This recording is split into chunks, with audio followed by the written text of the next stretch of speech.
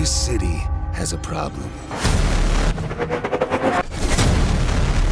Some freak who thinks he's a hero.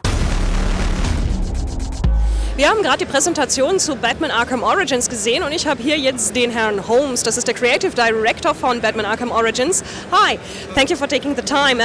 We've seen Batman as he begins his career in this presentation, and some of the questions that came up instantly were, did he kill the guy in the first scene? He let someone drop down, but... No, he doesn't kill. Batman does not kill anyone. Where's Black Mask? Let me go! If you insist. Okay, not even at that stage. Batman in our game is a much more brash and youthful version. He's somewhat arrogant, he's very cocky, and it's a good example of him just being that more brash version of that character. It looks like for a moment he's going to kill him, but the thing is, Batman's really good. He dropped him right into that Christmas tree. And if you listen closely, you can hear the guy shouting, "You're crazy! You're freaking crazy!" when he's at the bottom of the tree. Okay, so no dead people. I wondered, will we see more of the Bat family, so-called Bat family? So we had Robin in the second game, and now when he's starting his career, is Oracle already around, or is she still just Barbara Gordon, or is she Batgirl, or anything like that? Well, it's interesting that you have those questions, because we want those questions in people's minds as they're playing through this game.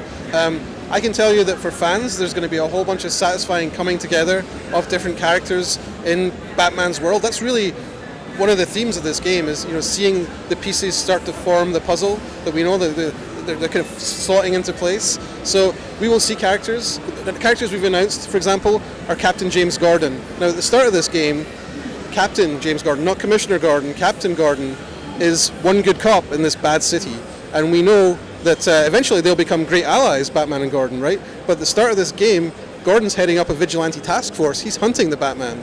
So that's one example of a character who we know eventually how it's going to end up, but we actually get to experience changes in these characters' relationships through the events in this game. We haven't announced anything about Barbara. It's interesting that you bring her up, but we haven't said anything about her yet. Okay. And we have already seen a few villains. Of course, we knew Black Mask was going to in it. We saw the Joker, Deadshot, and Anarchy. You showed Anarchy. Is there anything more? Are there some backstories that we're going to see that pick up at a point before we meet them in the other games? Well, yes, there's going to be many of them, but we can't reveal more than what you said here at E3. We launch in October. This is the first time we're showing the game to the public, so we will have a bunch more reveals between now and then. So if you're enthusiastic about Batman and you're interested about knowing more about these characters, keep watching and we'll show them to you. Now about the world, it's open world again. How big is it going to be compared to Arkham City? Our open world is more than twice as large as the world of Arkham City. So it's a large expanse, it's very diverse. The place that we're showing here at E3 is what we call South Gotham. It's this tall, majestic area. It's much more of a downtown core, whereas the area featured in Arkham City that was converted into a prison was more of a slum area. So we have an area that's actually very different to navigate through. Batman's great grapple and glide gameplay for movement really comes alive in a different way in the New Gotham area. So we see the ability to shoot up much higher, to dive much faster, and to connect, to use these interconnections, these catwalks, these pipes, these cables, various things that connect the buildings together to build up speed and kind of dive through various obstacles and get a very dynamic style of movement that's very unique to the South Gotham Island. But I guess we're still not going to have vehicles, no Batmobile actually that we're going to be driving. No, there's no Batmobile. There's storm conditions in the city and the streets are very much filled with snow. Okay. And in the second game, it was kind of a problem to keep to the story, to know where you're going to go next, because there were so many tasks right and left from the road. How are you going to keep the mind of the player focused? Are you going to heap side quests on them just as much? Well, we have various different categories of types of content. We do have a main story, which the player is very much focused on. But I believe in an open world game, a major part of the draw to those games is about choice. It's about choosing what you're going to do next. So we have various characters such as Anarchy. He's one example we've revealed so far, who's what we call the most wanted. He's not an assassin, he's not working for Black Mask, but he has his own plans going on tonight. So the player, once he's revealed, can choose to go and engage with him. And if he does, and he follows up all the way through and takes down Anarchy, he'll get a unique upgrade at the end of taking down Anarchy. It's something he can't get anywhere else. But the player can finish the story and come back and do it then if he wants, or he can follow up right from the moment that he first sees Anarchy. So we do very clearly, I think, categorize which things are parts of the story and which things are non-core, so the player shouldn't be confused. But I believe that rather than going to your map and only having one thing blinking on there, it kind of defies the point of an open world game. Having lots of choice, it really, I think, makes you feel like you are the character in the world at that moment, and you can choose what you're going to do based on what you want. Okay. So you've taken over the same engine that was used for the first and the second game. Have you tweaked it a little bit? Well, there's always modifications going on. We have a heavily modified Unreal Engine 3. We, as you said, developed by Rocksteady, so they're using the Epic technology for that as the core. And we've been building new characters, new features, new tools on top of that. But really, there's been a great foundation provided by what Rocksteady provided. So that basic control feel, that animation style, that movement, all that AI comes from that core from those games. So we're really building on something really fantastic. Wasn't that a little bit hard to squeeze something new in there? There have been so many gadgets before, but you've just showed us 2 new ones with the interconnecting line and such.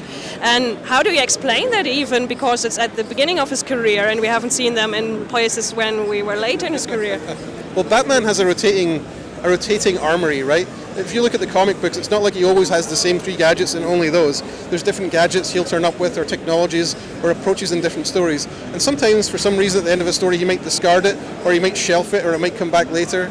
I don't think in those stories you tend to find yourself thinking, well, why doesn't he have that one that he had 30 issues before? Because maybe he didn't bring it that time. In terms of our game, we're making a game. So our first responsibility is to make a great game experience. So we are removing some gadgets, we're adding new ones. There are some interesting story reasons why some of those gadgets turned up. I'm not going to tell you how Batman gets the remote claw, but that's not a Wayne Tech device, that's something else. So as an example of something how we introduce it, as to why Batman doesn't have it later, does he need it? Did he develop something else from it? That's another story to be answered at another time. And you've also shown us a new, not a gadget, but a new detective mode where you can scrabble through a case or through the timeline of a crime taking place. And how often are we going to see that? Is that a major point? There's a number of parts, a number of those case file encounters on the main path, but there's also a bunch more off to the side. Some of them are large scale, like the one we're showing here at E3 is very epic. There's a helicopter crashing. Some of them are more intimate. They're hidden murders, bodies that you might find somewhere and you're wondering how the hell this person died. Some of them are, they're larger, they're smaller. Some of them are more personal, some of them are more epic. So there's a significant diversity to them, but I think there's only 3 of them on the main path. We're not forcing tons and tons of them on the player, but we think that for players that enjoy them, there'll be more opportunities to go and enjoy them if they want to go and find those other ones. Okay, and last question, is the Riddler going to be in it, and are we going to chase Riddler trophies all over the city again? Are you one of those people that loves chasing Riddler trophies? I think I'm somewhere in the middle field. I like a few of them. Right, so we've not made any announcements about the Riddler, but I can tell you that there was great gameplay in getting collectibles and having those open world challenges, and we'll have something for those people that we'll show more of later. Okay, thank you.